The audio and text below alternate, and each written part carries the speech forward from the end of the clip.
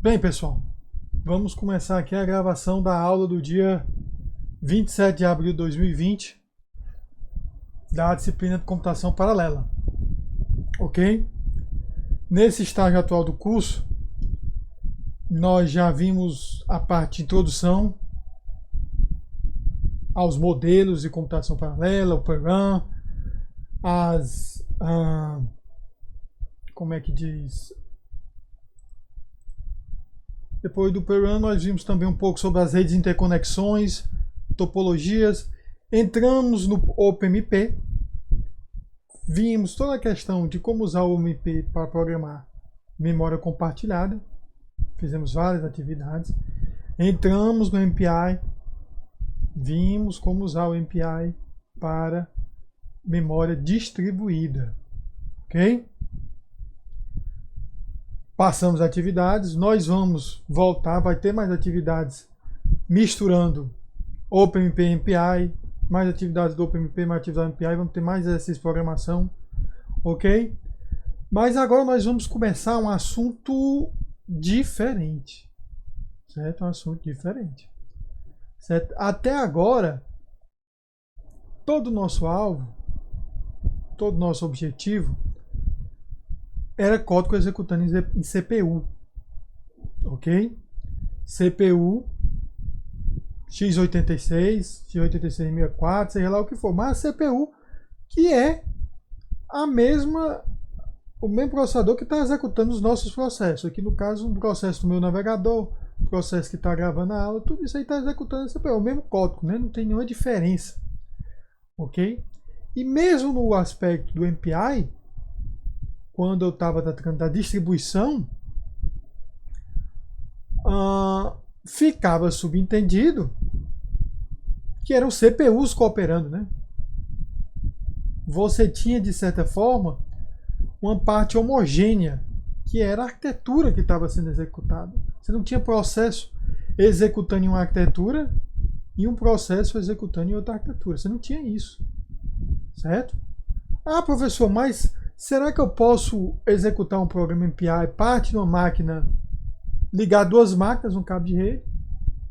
Uma máquina é um Core i5 e eu liguei num servidor, que é um Xeon.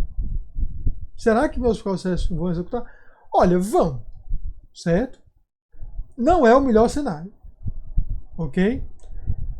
Vão executar porque você vai compilar para x86, certo? Daria até para compilar uma versão do executável e colocar no servidor otimizada para o Xeon e uma versão na tua máquina otimizada para o Core i5. Mas mesmo assim, a arquitetura por baixo é a mesma arquitetura. Pode ter uma instrução a mais ou outra, tal, mas é o x86-64. É o mesmo modo de endereçamento. É tudo a mesma coisa, é igual, né? Então, você pode assumir OpenMP, é tudo dentro da mesma CPU, então não há dúvida, né? Que tanto o OpenMP como o MPI é computação paralela homogênea. Você está usando a mesma arquitetura, ok? Nós vamos começar a ver que você pode ter computação paralela, né, heterogênea, em que você usa recursos diferentes. Quando eu falo recurso, eu uso unidades de processamento que são arquiteturas diferentes. Ah, professor, então você está falando de uma ARM e uma x86. Não é bem o caso mais comum.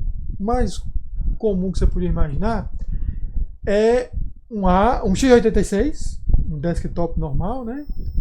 E uma GPU, um x86 e um FPGA, certo?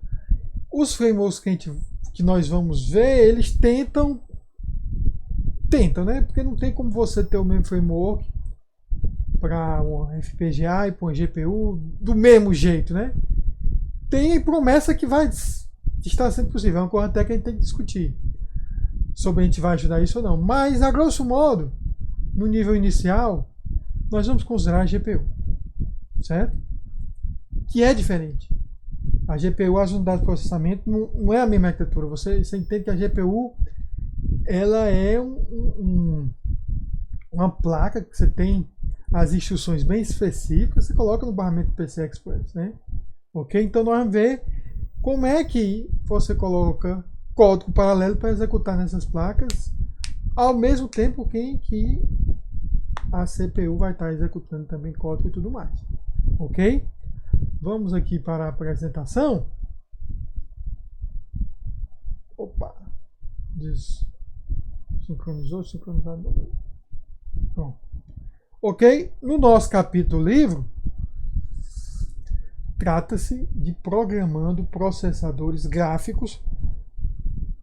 A gente está chamando de gráfico porque a gente sabe que a GPU tem a função gráfica. Mas podemos imaginar que existem sim processadores massivamente paralelos. É gráfico porque a origem deles era processamento gráfico, né? Mas no fundo mesmo, o que eu quero que vocês lembrem de que é massivamente. Massivamente. O que é essa palavra? É em grande escala. Eles são em grande escala paralela, né? Ok? Vamos hoje falar. Hoje nós vamos parar. Nós não vamos mostrar código ainda. Vamos mostrar os conceitos. Para que em aulas decorrentes, isso é uma coisa que eu tenho que discutir com a turma também, a gente passe para ir para a parte de codificação. Ok? É uma parte que vai ser um pouco mais desafiadora do que MPI e do que, como é que a gente diz? OpenMP. OpenMP, pelo amor de Deus, só tem o compilador, né? MPI, é uma parte que eu escondi porque eu botei o script para criar o cluster, né? Aqui vai ter um pouco parte mais de configuração que é um pouco complicado. Tudo bem? Então vamos adiante, certo? Nós vamos falar uma introduçãozinha, né, motivacional, a anatomia de uma GPU de uma maneira bem generalista, ponto de vista do desenvolvedor, e nós vamos mostrar alguma coisa, mas não hoje, de OpenCL, certo?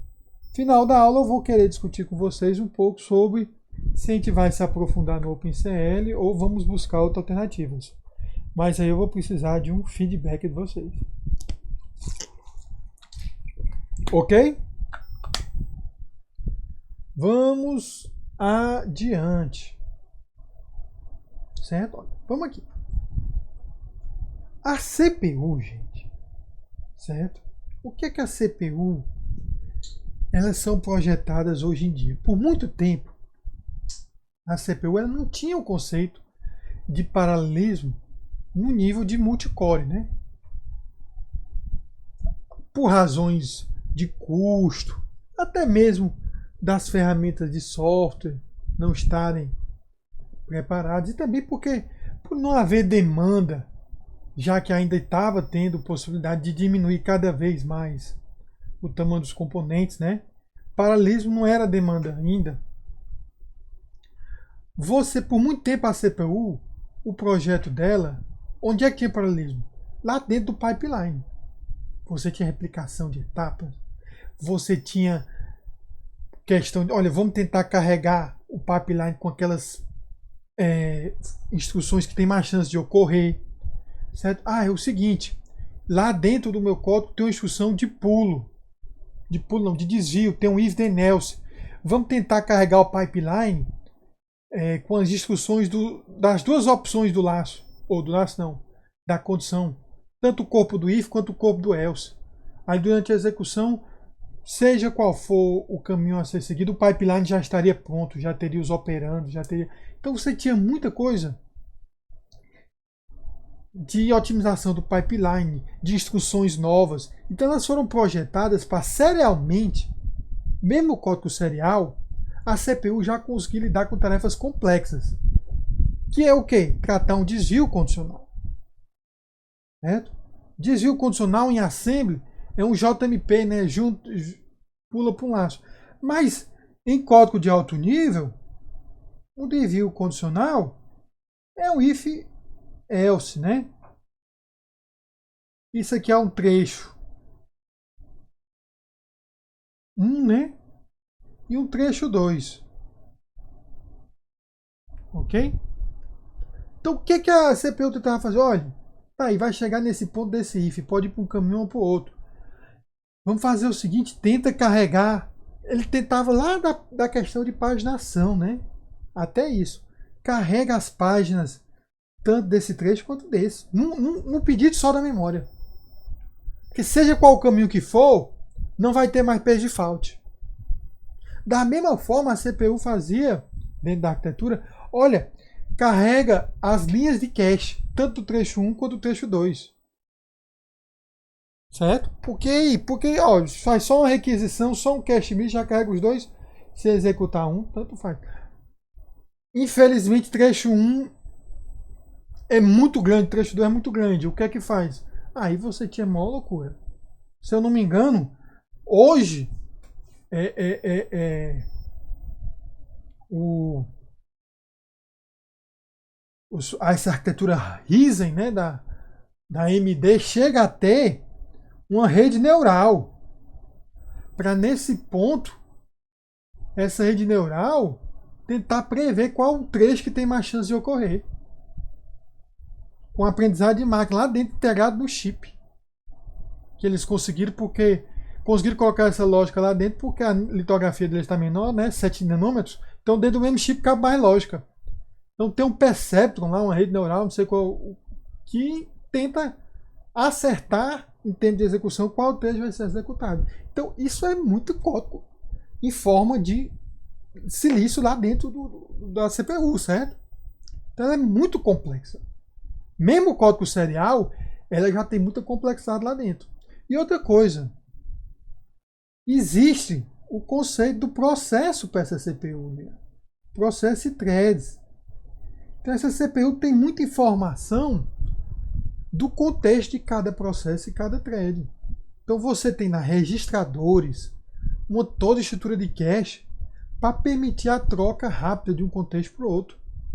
Porque a CPU ela está lidando com a entrada e saída do usuário, com o movimento do mouse, né? Uma opção ou outra. Então tem que ter compartilhamento de tempo também, toda uma lógica aí muito complexa. Então se você for ver um diagrama lógico, eu devia ter ido até atrás. Eu me lembro que eu fui tentar fazer um curso de arquitetura no Coursera. Ele começou mostrando um modelo esquemático do RISC-V, né? RISC-V, não sei como é que se pronuncia. E só esse pipeline aí, gente, para lidar com isso, era uma estrutura robusta, entendeu? Muito complexa. Por isso é que você não consegue colocar na CPU tradicional uma quantidade absurda de cores. Você vai conseguir no máximo que você tem hoje em dia uns 64. Estourando, você não consegue chegar na casa do 1000 cores. Porque cada corezinho daquele da GPU tem toda essa lógica para ser tratada, ok? Isso é o que a CPU é projetada, ok? A GPU, ela não é projetada pensando nessas situações aqui. Ok? Ela não é. O que, que ela é projetada? Lá. Não, professor, eu não fiz computação gráfica. Eu também não fiz computação gráfica. Na UES não tinha cadeira de computação gráfica. Mas é o que você entende quando você vê um jogo, você vê alguma coisa, você vê uma coisa aqui ali. O cálculo, muitas vezes, as instruções são as mesmas. E são operações aritméticas. Uma sombra, sei lá, a renderização de uma imagem. Você está fazendo o mesmo cálculo. O que está sendo alterado é a entrada. É a textura de um objeto, a textura de outro. Entendeu? Então, por muito tempo, elas foram projetadas para fazer bilhões, né, de operações aritméticas de baixíssimo nível. Mas, em geral, essas operações elas não variam muito. Elas não têm um trecho 1 e um trecho 2 muito diverso, entendeu? Costuma ser o mesmo cálculo, variando a entrada. Um objeto se movendo, eu vou mudando a posição do objeto. Mas o cálculo das regras da lei da física são sempre a mesma coisa. Certo? Perfeito. Como é que a gente programa CPU para paralelismo? A gente já viu. OpenMP, MPI. Já vimos isso aí, certo? Como é que a gente programa? Claro que tudo isso aqui, principalmente o OpenMP, tem nível mais baixo ainda, né? O OpenMP, ele é um P-Threads por debaixo do pano. O MPI são sockets, no caso, se for um cluster TCP, né? Ou então é o IB, eu esqueci o nome da biblioteca do InfiniBand, né? Quando é uma rede InfiniBand, é outra coisa, né? Então, tem nível mais baixo, mas como a CPU já está consolidada há mais tempo, você tem aí o OpenMP e o OpenMPI para facilitar, que foi o que a gente aprendeu, né? Ok? O que é que tem para GPUs, né? Para fazer paralelismo na GPU. Você tem essas duas abordagens aqui. OpenCL e CUDA, certo?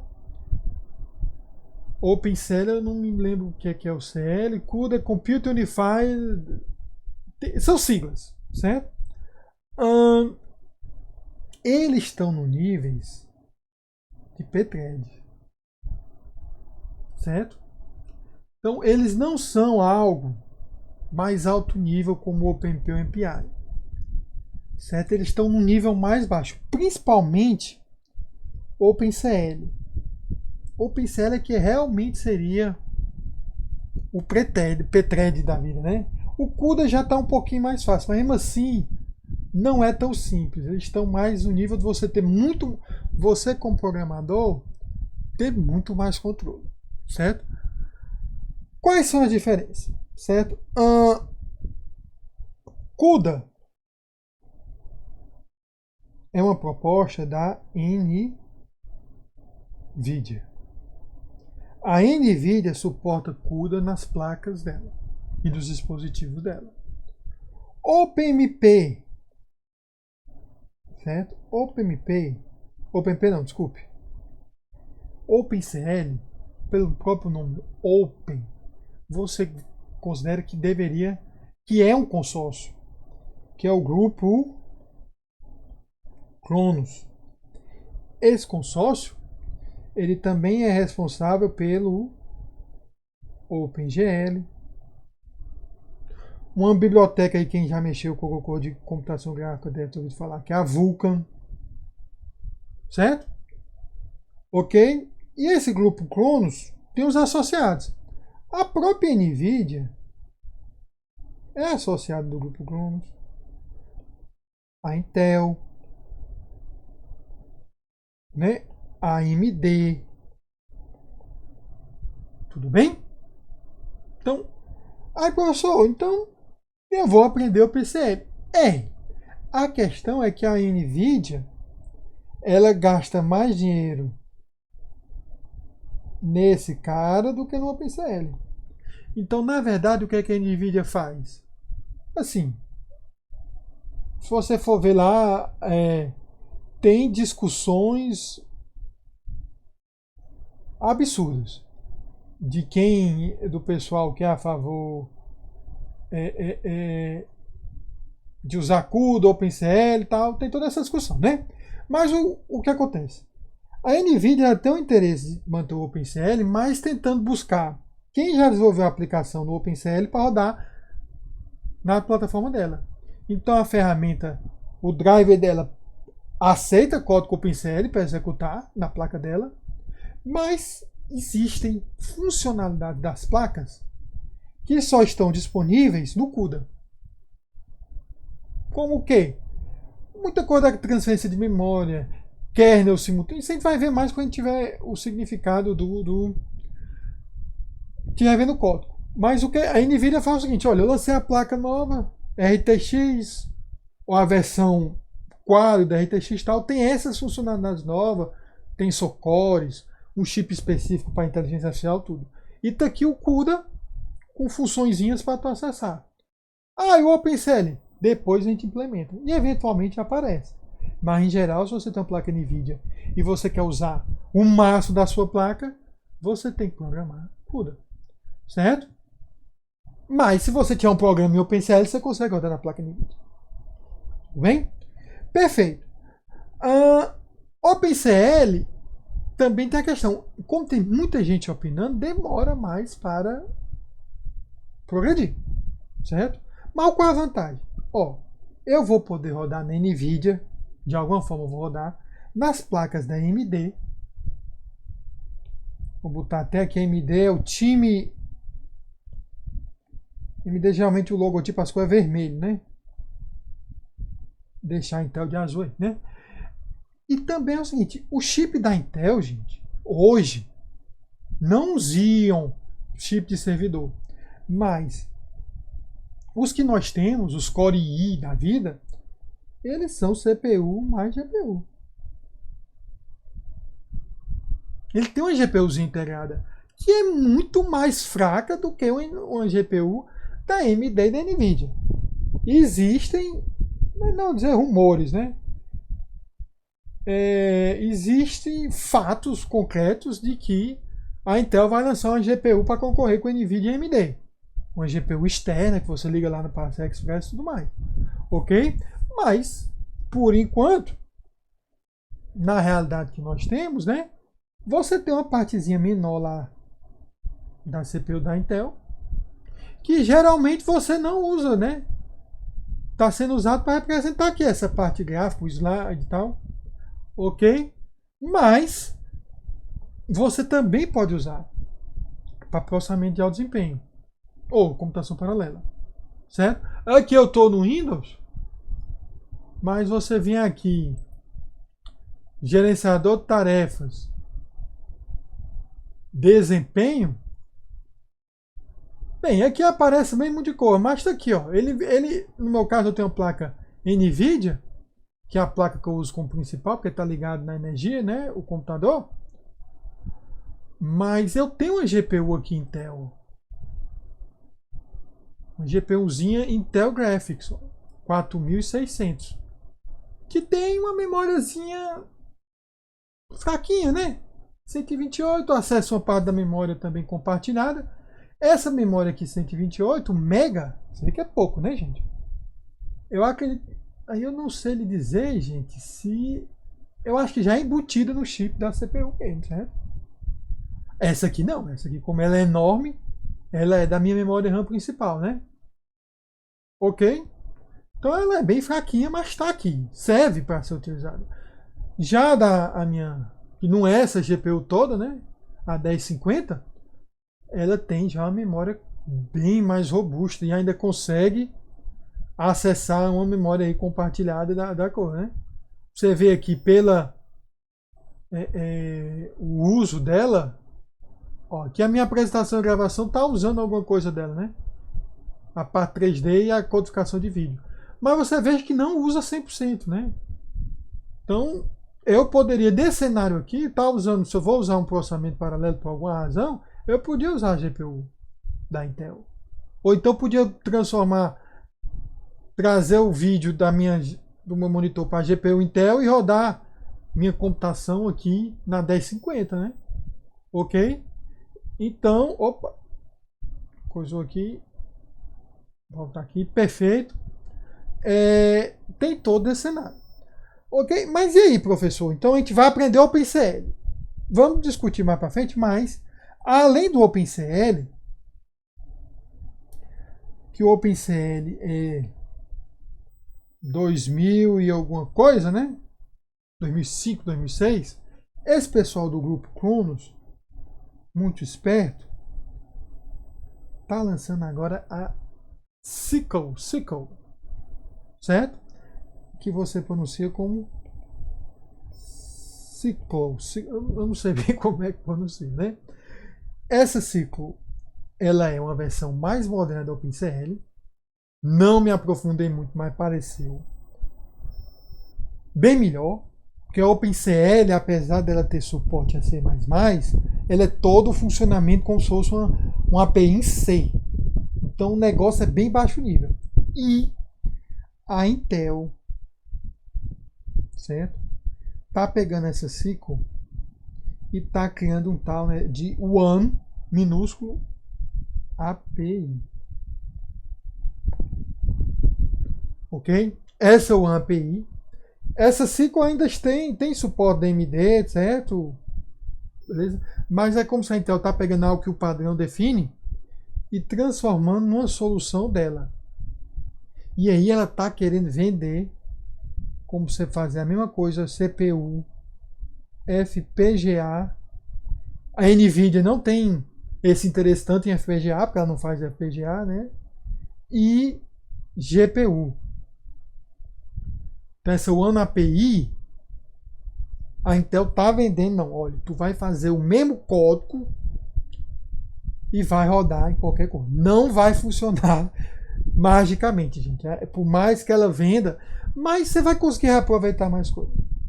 E ela é C++, e ela é agora de 2019, ainda está no estado preto. Ela é mais fácil, certo? De usar do que o OpenCL. Ok? Professor, então ela é facinha, tá, ainda está no baixo nível. E aí, professor, não existe algo tipo OpenMP? Existe. Aqui para a NVIDIA, especialmente, existem o OpenACC. O OpenACC é como se fosse o OpenMP para rodar na placa, certo? Então nós temos esses daí todo riscado. Foi uma visão geral das APIs, das tecnologias mais recentes, né? Então você tem NVIDIA com o universo CUDA, né? E o OpenACC. Você tem OpenCL, Intel e AMD trabalhando mais. Tá vindo a nova versão, né? O OpenCL, a nova derivação que é o SQL, né? Que também é Intel e AMD, mas a Intel está querendo vender uma plataforma unificadora, né? Que é a One API para você usar, programar para tudo. Desde a CPU, você vai fazer o programa. Ah, eu vou programar, rodar no notebook, só tem CPU. Não, o notebook não tem. Geralmente o notebook tem pelo menos a integrada, né? Mas digamos um servidor, certo? Os processadores Xeons, ele não tem placa integrada, né? Ele é só processamento, porque dificilmente você liga lá um cabo HDMI no servidor. O servidor está lá no data center, né? Ok? Então você pode ter o One APU rodando só em CPU. Uma CPU potentezinha com 32 cores, blá, blá, blá, né? Mas você rodar no notebook que tem a GPU integradazinha da Intel, rodaria numa boa. Ah, você está rodando um kit. Tinha aquela plataforma Edson, tá ligado, podia estar ligado no FPGA, ou até mesmo você está fazendo uma aplicação que tem um FPGA ligado no servidor, não sei, também daria certo, né?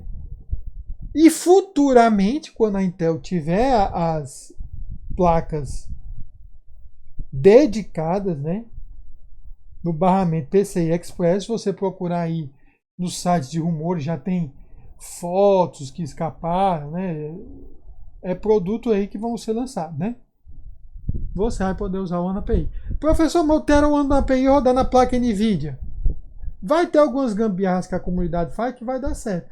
Mas, gente, assim, não é bom confiar, certo? Então, infelizmente ou felizmente, dependendo do seu nível de interesse, né? Tem muitas opções, né? E nós vamos ter que decidir qual que a gente segue. Ok? Mas vamos ver uns conceitos agora que são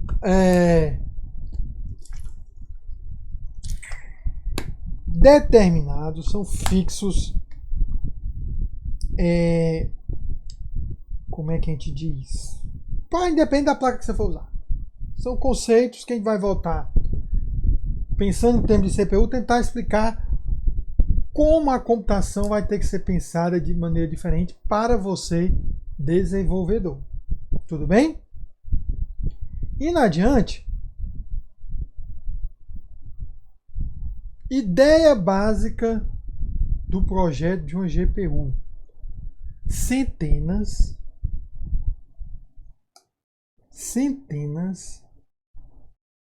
ou milhares de unidades de processamento simples, no lugar de 2, 4 8, 16, 32, 64, né? Que é o máximo que a gente tem hoje. Eu não sei se existe um processador da Intel ou da AMD hoje com 128, né? Tem com 64 cores, eles têm lá o Hyper-Thread, né? E vem de 128 threads, né? Pode até aparecer os 128 lógicos, mas na verdade são 64 cores, né? Ok. Mas mesmo assim, o 128 é bem menor do que eu estou dizendo centenas, milhares. Certo? Então essa é a básica. Agora, elas são mais simples. Elas vão ter uma lógica mais simples, mais básica. Ok? Qual é o objetivo? Olha, se eu tenho centenas capazes de executar operações mais básicas, eu tenho como objetivo ter várias dessas unidades executando as mesmas instruções. Aqui, gente, a gente vai ver o seguinte: enquanto lá no OpenMP, no MPI, você pensava a nível de C, né? Você podia ter um thread. Olha, digamos lá no OpenMP, você fazia um parallel for, ia distribuir as iterações entre os threads. Cada thread ia fazendo aí suas iterações. Eu podia ter em um determinado momento congelar seu sistema, um thread no começo, um thread no final, o thread executando uma sentença, mas cada thread em posições diferentes dessa sentença, um carregando os operadores, outro já executando a instrução. Eu tinha um paradigma que era o mesmo programa, o mesmo código a nível de C, com dados diferentes. Certo? Então, a mesma coisa com o MPI. Eu criava lá um meme e executava, né? Mas lá tratando os ranks ou usando as coletivas, cada processo é executar o binário lá de maneira independente. Perfeito. Aqui nós temos que ter um foco agora, que temos que pensar nesse nível, né, para ficar mais fácil a compreensão. Em vez de ser SPMD, Single Program Multiple Data, é SIMD. Mesma instrução, múltiplos dados.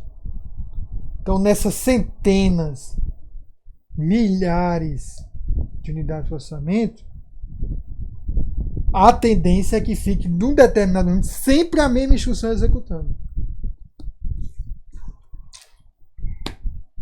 O que vai mudar? Os dados que a instrução está executando. Professor, mas sempre, na verdade, vai ter alguma variação. Mas não vai ter uma variação tão, como é que diz, flexível quanto nas CPUs, né? Na CPU, um core pode estar executando um core que tem nada a ver com outro core. Certo? A gente vai ver que aqui não é bem assim. Existe uma ligação maior a nível de instrução. Certo? Por isso, como eu disse, é o nível mais baixo, né? Ok? Então imagina aí que você vai ter 1024, é como se você tivesse 1024 cores.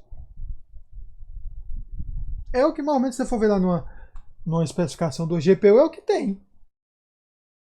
Né? Lá vai ver os termos depois, mas lá na NVIDIA tem as CUDA cores. Lá na AMD tem o Stream Processor, né? A gente vai ver esses termos depois. Você vai ver que a placa mais bebinha chega perto de 1000. Certo? Ok? Adiante, olha só, apesar do tipo de anatomia do GPU, nós estamos mostrando aqui, inicialmente, a visão esquemática da CPU que nós usamos. Certo? Olha o que tem ali. Fetch Decode, ALU, unidade lógica e aritmética, contexto de execução, que são os registradores, certo? Aí o que é o out of order? É uma lógica dentro do chip que vai analisar o fluxo de instruções e verificar o que ele já pode ir executando para ganhar tempo. Como assim, professor? Às vezes, por exemplo, você tem um if then else, você lembra lá aquele if then else que tem o trecho 1, trecho 2, né? eu posso inverter a ordem, executar o que vem logo depois, se não depender do resultado, o que vem depois do if. Porque o que vem depois do if pode não depender do que está dentro do if. Então o que vem depois vai ser executado, seja qual for o trecho escolhido para executar. Então esses aí são conceitos, tá, que a gente vê em arquitetura. Né? Execução fora de ordem, o previsor de desvio, né? A mesma coisa. Se eu tenho uma execução fora de ordem, eu tenho que ter um pré-fetcher, né? Um pré-carregador. Ok? Então essa parte aqui, né, é lógica para tratar a execução otimizada de código mesmo serial. Ok? E outra coisa, eu tenho a cache.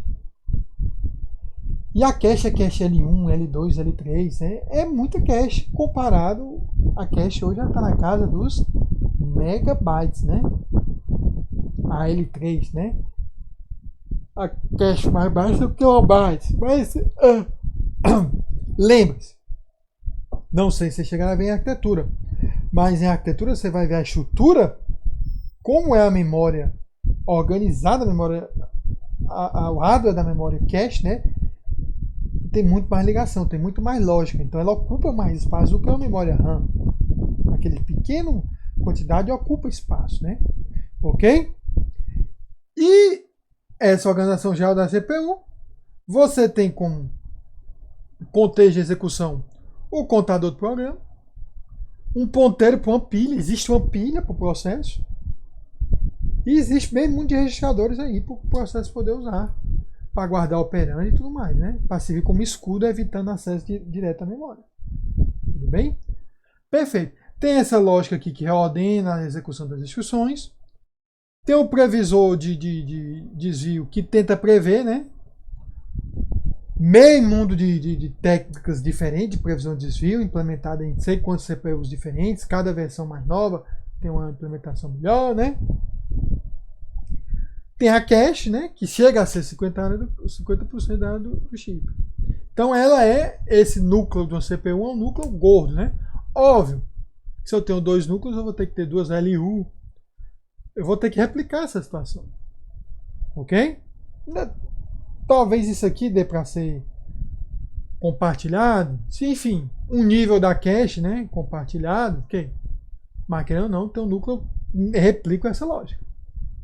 Na CPU, que você pode imaginar, eu botei versão simplificada de uma CPU e utilizada em CPU. Nós vamos usar, daqui a pouco dar nome aos bois e vai ficar mais claro, né? Eu simplesmente tenho um contexto de execução que é menor do que aquele. Esse contexto aqui guarda menos informação. A unidade lógica aritmética e o módulo de recuperação e decodificação de instruções. Eu não vou ter nada de execução fora de ordem, previsão de saldo, nada dessas otimizações aí para código serial. Então ele vai ficar enxuto. E por ele ser enxuto, é que eu consigo colocar 1000, 2000, 3000 dele. Ok? Ah, professor, uma placa maior. Pessoal, aquela placa, eu deveria até ter retirado, tem uma placa queimada aqui. Aquela placa externa que a gente vê, ela é daquele tamanho, a boa parte daqui dali é a parte do cooler e as memórias. O chip mesmo da GPU é quase do tamanho, é menor do que uma CPU. Entendido? Então, se você abrir um notebook que tenha chip da NVIDIA, você vai ver que é pequenininho mesmo. Entendeu? Então, por isso, ele não é... A placa é maior do que a CPU, então por isso que a placa tem mais. Não. Não é porque a placa, aquele hardware físico é maior. Certo? Ela consegue ter mais núcleo lá dentro porque é um núcleo mais simples. Tudo bem? Ok, seguindo adiante, isso aqui é só um exemplo de um Core i7 antigo. Certo? Isso é como se fosse uma foto em microscópio, né? Ok? Olha só o que é que tem aí, gente. Ele mostra aí o tamanho da cache, né? Você tem os cores, controlador de memória, o controlador de PCI Express, que também ocupa um bom espaço. Você nota aí que o barramento PCI Express ele tem dentro da CPU já alguma parte para lidar com ele, né? Então, o controlador, por exemplo, não é a mesma coisa que o USB, né? O PCI Express ele está no nível mais próximo, né, do barramento do sistema, né, que liga a memória e a CPU. Você tem os núcleos, 4 núcleos, né, esse Core i7 tinha 4 núcleos, e olha o tamanho da cache. A L3, né? Então, dentro de cada corezinho desse, a gente tem uma cachezinha L2 e L1. Se eu fosse supor, totalmente sem nenhuma base, eu diria que é isso aqui, ó. Né? É muita área para cache. Se eu não tivesse a cache, talvez eu conseguisse colocar 8 cores, né? Não é, ó? Talvez conseguisse aí, né? Aí ele não mostra, mas ainda tem uma parte aí que seria a de processamento gráfico embarcado, né? Porque se é um Core i7 Mobile, tem sim o Intel HD aí em algum canto. Ok? Então o nome escrito anatomia da GPU é porque nós estamos falando disso, mas aqui no caso é uma CPU, né? Adiante, olha só. Uma GPU remove do seu processador mais simples. O que é que não vai ter? O Branch Predictor, aquela execução fora de ordem e boa parte da cache. Tudo bem? Aí vamos pensar, gente, nesse código aqui. Observem esse código. Esse é um código muito simples.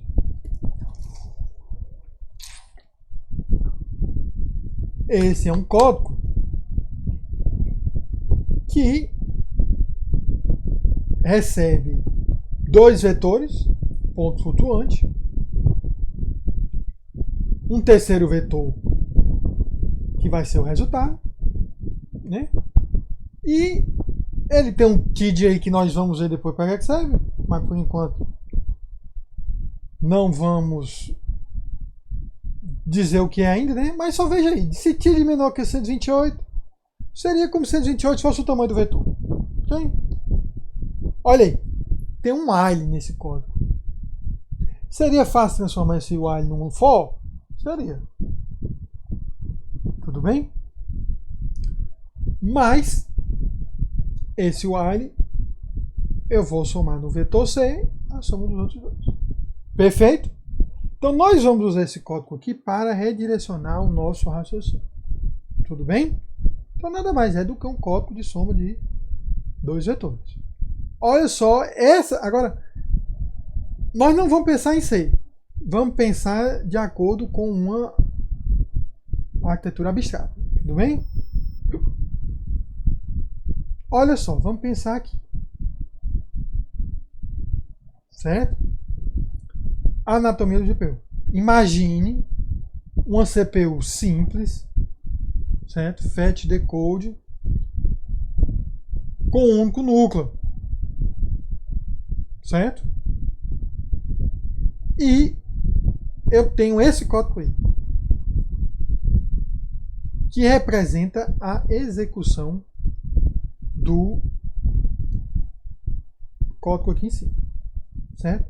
Vamos ver aqui, só dar uma passada aqui nesse código para ver se a gente entende direitinho. Olha só, você nota que as instruções, né? Na sua maioria aí, essa ADD tem 3 operandos, né? Ela pega 3 registradores. Lembrando que esse código aí, gente, vai ser um código para somar 2 vetores. Tudo bem? Ela pega 3 operandos. Eu estou imaginando aí que ela está zerando esses 3 registradores aí. Quais seriam os registradores? R2, R3 e R4 estão sendo zerados. Então, quando vamos supor R0, digamos que tem um valor 0, adicionando 0 com 0 e guardando em R2. Ok? Então, esses caras todos ficariam começando a execução R2, R3, R4 com 0. Agora vamos ver o que é que cada um deles tem, qual o significado de cada um deles, né? Então essa função ADD, se eu não estou enganado, é... Opa, deixa eu fazer assim. Soma assim, né? Bom, vai fazer isso aí. Agora, qual é a semântica de R2, R3 e R4? Qual é a semântica? Vamos tentar descobrir aí. Certo? Vamos ver aqui. Tem um L1 que está com cara de ser um rótulo, né? Então alguém vai voltar aqui para esse canto, né? Alguém vai voltar para esse canto. Que descrição formal, hein, gente? Alguém vai voltar para esse ponto aqui da execução. E isso faz sentido porque, na final de contas, tem um while. Então, um while, alguém vai verificar se aquela condição está mantida e vai voltar. Então, eu vou supor que essa soma aqui, vec tid igual a vec ctid igual a vec atid mais vec btid, ela está codificada aqui de alguma forma. Nessas 3, 6, 8 instruções que faltam. Certo? Olha só. Carregar os vetores. Certo? LFP. Eu diria que eu estou colocando o primeiro endereço do vetor A e o primeiro endereço do vetor B em F1 e F2. Então, F1 e F2 teriam o primeiro endereço. Certo? Ou é o valor que ele está carregando já? Não. Ele está carregando... Ah, olha só, gente. O que é que tem em R3? R3 tem 0. Certo? Ele está carregando os valores. O fato desse R3 0 é como se o R3 fosse indicar a posição do elemento dentro do vetor 1A. Certo? Então eu estou pegando aqui, como R3 está 0 no começo, e colocando esse vect A aqui, eu estou pegando o elemento que está na posição 0 do A, colocando em F1, o elemento que está na posição 0 do B, colocando em F2. Aí o que é que eu faço? F1 e F2 são registradores também, né? Registradores de valor. Aí eu faço ADD ponto flutuante, né? F1 mais F2 em F1. Então F1 vai ter o valor nesse primeiro momento aqui, né? Da soma dos dois primeiros elementos, de vect A e vect B. Então, para mim, como eu estou pegando a posição do vetor baseado nesse R3, lá na frente eu devo ter alguma mudança em relação a esse R3. Eu devo ir incrementando esse R3 para aí, na próxima versão do laço, pegar o próximo elemento, né? Mas por enquanto aqui, peguei o 0, o elemento 0, somei e coloquei aqui o valor, né? Igual como fosse igual a mais B, né? Lá do laço. Eu vou ter que guardar isso onde? Também na posição 0 do vetor 3. Então, essa instrução LFP, ela está pegando o que está no endereço e botando... Opa! Bem, já estou no meio do caminho, mas tudo bem, né? Ela está pegando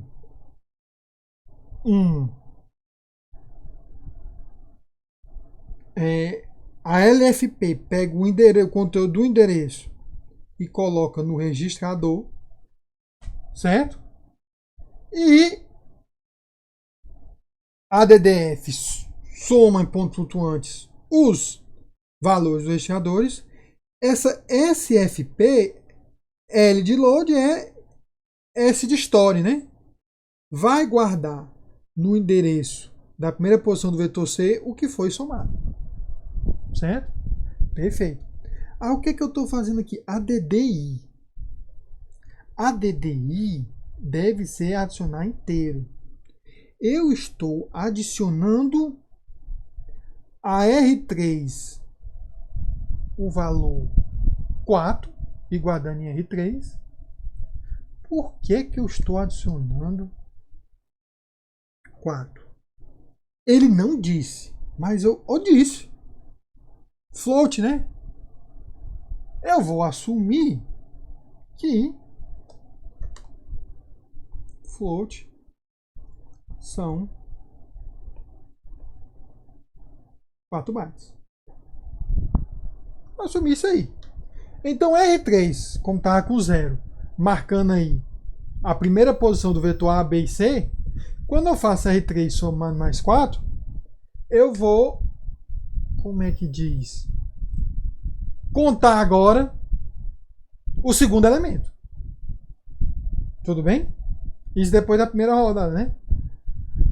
A DDI. Aí eu vou agora a DDI para R2.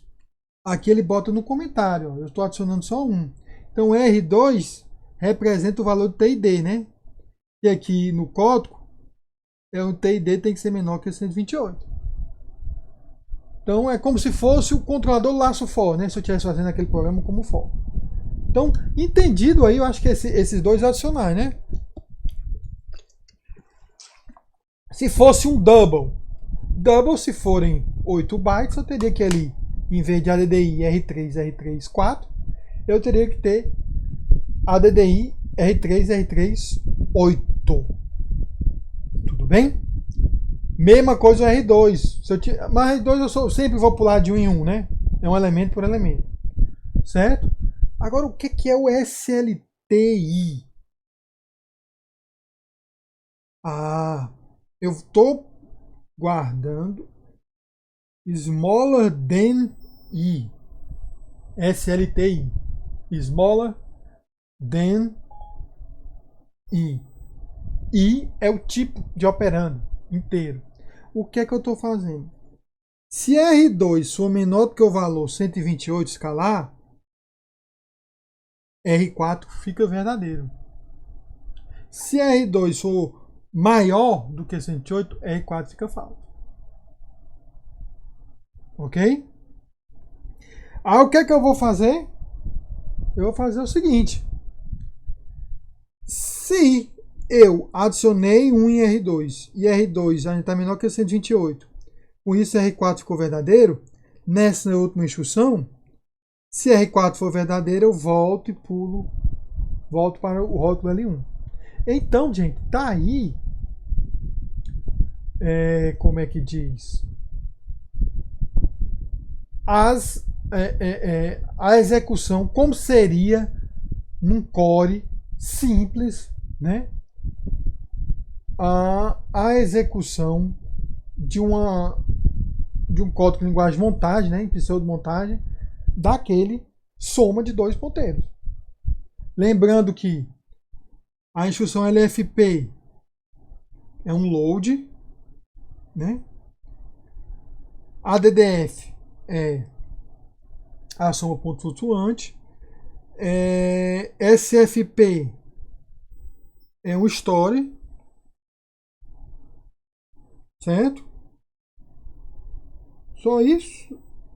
O SLT I, né, é um menor. E o BNE é o jump. Eu vou ter que R2 é como se fosse o índice.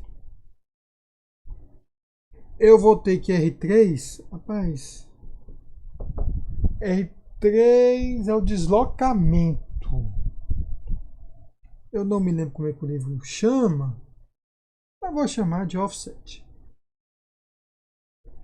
É o offset em relação aos vetores. Certo? E R4. R4 é só uma variável booleana. Eu vou dizer que é uma condição para isso pular de um lado para o outro. Então, essa é a explicação do código que está lá no livro para a soma de dois vetores. Eu como é que diz? Não sei se da linguagem x86, se na linguagem, como é que a gente diz? Alguma coisa, tem essas instruções. Eu não vou mentir que eu não, faz muito tempo que eu não mexo com linguagem de montagem. Mas eu acho que é razoável isso aí, né? Então essa execução com um único núcleo, ok? Tudo bem? Nós vamos, em seguida, começar a discutir como é que isso executaria em dois núcleos, certo? E como é que isso seria possível de executar no que de fato é uma GPU, dada a arquitetura dela, ok? Eu estou tomando a abordagem agora de deixar as aulas na proximidade de 1 hora, ok?